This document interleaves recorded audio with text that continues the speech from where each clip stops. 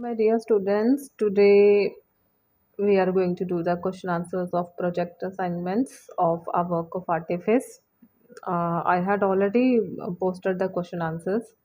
ठीक है, तो आज मैंने क्या करना है कि क्वेश्चन आंसर्स को एक्सप्लेन करना है हिंदी में. ठीक है, बहुत सारे बच्चे बोल रहे थे एक्सप्लेनेशन इन हिंदी.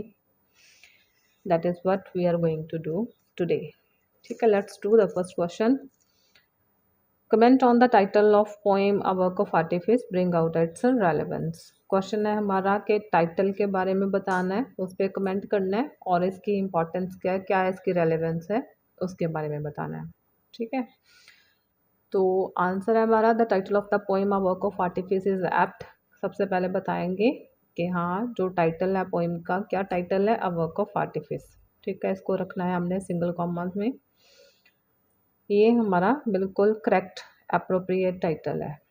ओके, जैसे क्वेश्चन में लिखा होगा कि first letter of each word of the poem is capital, you will also do that. It is enough to make the readers alert. और ये टाइटल अपने आप में काफ़ी है, इनफ है इसके रीडर्स को, इस पोएम के रीडर्स को अलर्ट करने के लिए. ठीक है, कि क्या इस पोएम की पोएट क्या समझाना चाहती है. The word artifice which implies a trickery. तो इस पोएम के टाइटल में जो वर्ड है आर्टिफिस, उसका क्या मतलब है, ट्रिकरी. ठीक है, ट्रिकरी मतलब एक तरीके की चालबाजी. ओके, और artful trickery. Artful trickery is also a type of trickery. ठीक है, that is designed to achieve a specific goal through the use of guile और डिसेप्शन. ठीक है, किसी बंदे को डिसीव करना, किसी को धोखा देना अपनी बड़ी कनिंग इंटेलिजेंस के साथ. ठीक है, किसी को कन्विंस करना कोई अनट्रू इन्फॉर्मेशन के साथ, गलत इन्फॉर्मेशन दे के. ठीक है, जैसे इस पॉइंट में भी क्या गलत इन्फॉर्मेशन दी है फीमेल्स को कि आप बड़े वीक हो, आपको बस घर के अंदर ही रहना चाहिए, है ना. आपकी भाई बस यही नेचर है कि you should be domesticated, you should look beautiful. ठीक है, ये वाली गलत इन्फॉर्मेशन दी है उनको. ओके, तो ये मतलब है इसका is a key to unlock the complexity involve in the poem. ठीक है, ये जो वर्ड है आर्टिफिस, ठीक है, जिसका मतलब है ट्रिकरी, जाफुल आर्टफुल या फिर आर्टफुल ट्रिकरी. ये की है एक तरीके की इस पोएम की सारी कम्प्लेक्सिटी को अनलॉक करने की. क्या कम्प्लेक्सिटी है कि ये पोएम फीमेल्स के बारे में है जो पैट्रियार्कल सोसाइटी में रहती हैं. ओके, वो सारा कुछ. Now comes to the second question. What is this poem about. ये पोएम किस चीज़ के बारे में है. What is the message of the poem, और इसका मैसेज क्या है. First of all at the literal level का मतलब है कि जैसे कोई बेसिक लेवल है. ओके, बस basic level of reading any comprehension. ठीक है, the poem is about bonsai tree in a pot. ठीक है, ऊपरी लेवल से हमें ये ऐसे लगता है कि जैसे ये पोएम एक बॉन्साई ट्री के बारे में है. कौन सा बॉन्साई ट्री, जो एक पॉट में है. ठीक है, और ये बॉन्साई ट्री एक पॉट में ये है क्या, एन अट्रैक्टिव डेकोरेशन पीस, जो किसी भी रूम को, किसी घर को सजाने के लिए एक डेकोरेशन पीस है. ठीक है, जब हम ऊपरी नज़र से देखते हैं तो ऐसे लगता है कि हाँ, सिर्फ ये बॉन्साई ट्री के बारे में है. But as the poem progresses we realise that the poem is about the poor condition of woman in a male dominated society. लेकिन जब ये पोएम को पढ़ते हुए हम आगे बढ़ते हैं, एज द पोएम प्रोग्रेसेस, तो हमें क्या पता चलता है, क्या हम रियलाइज़ करते हैं कि ये सिर्फ एक बॉन्साई ट्री के बारे में नहीं है, ये वुमन की पुअर कंडीशन के बारे में है. कि उनके जो बुरे हालात हैं, कहाँ पे बुरे हालात हैं, एक मेल डोमिनेटेड सोसाइटी में. ठीक है, जहाँ पे जो मेल हैं उनकी ज़्यादा चलती है, ऐसी सोसाइटी में फीमेल्स की क्या कंडीशन है, कितनी उनकी पुअर कंडीशन है, उसके बारे में. अभी सब पार्ट क्या था इसका, कि the message of the poem क्या है. ठीक है, whenever we give the answer of this sub question we have to change the paragraph. ठीक है, और जब भी आपने पैराग्राफ चेंज करना है यहाँ से नहीं स्टार्ट करना, यहीं से स्टार्ट करना है. Okay. The message of the poem is that if anything or anybody is not allowed to grow.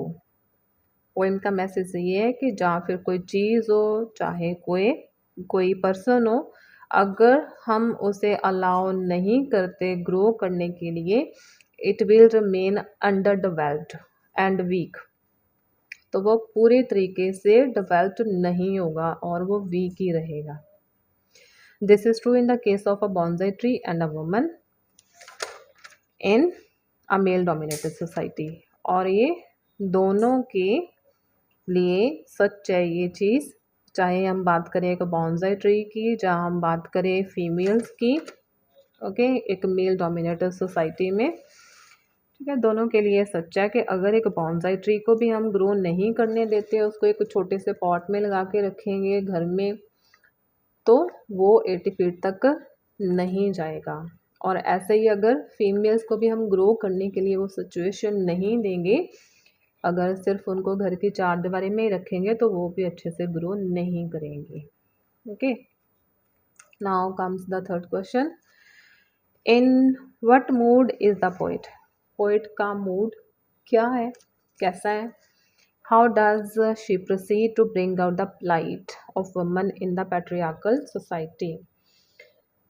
Plight का मतलब होता है कि किसी की कंडीशन. ठीक है, सॉरी कंडीशन, किसी की तरस योग हालात. ओके. एंड पैट्रियार्कल सोसाइटी का मतलब है एक सोसाइटी जो मेन के द्वारा कंट्रोल की हुई है. A system of society controlled by main. Let's do the answer. The poet seems to lament the fact that women accept their subordinate role in society willingly and even cheerfully. Lemon का मतलब कि अपना grief show करना. तो poet जो है वो अपना ग्रीफ शो करती है इस चीज़ के लिए कि जो वुमेन है वो अपनी सबॉर्डिनेट रोल को एक्सेप्ट करती हैं. ठीक है, विलिंगली करती हैं, अपने आप से, अपनी विल से, अपनी इच्छा से. एंड इवन चेयरफुली, और हैप्पीली करती हैं. क्यों करती हैं? क्योंकि उनको शुरू से सिखाया ही ऐसा गया है, और इसीलिए the poet seems to lament. Now second part of the question is how does she proceed to bring out the plight. और कैसे जो वुमन की एक पैट्रियार्कल सोसाइटी में हालात है वो कैसे उसने दिखाई है सारी. तो कैसे दिखाई है. The poem begins with a reference to a bonsai tree that could have grown 80 feet tall if it were given the opportunity to do so. सबसे पहले हमें पोइम में क्या दिखाई देता है कि एक बॉन्साई ट्री के बारे में बात करी गई है. Okay, the poem begins with a reference to a bonsai tree.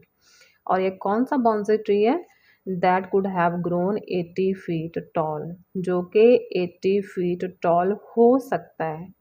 कब हो सकता है. If it were given the opportunity to do so, अगर उसको वो अपॉर्चुनिटी मिले. ओके, जो उसको वो हालात चाहिए 80 फीट टॉल होने के लिए, अगर वो उसे प्रोवाइड किए जाएं तब.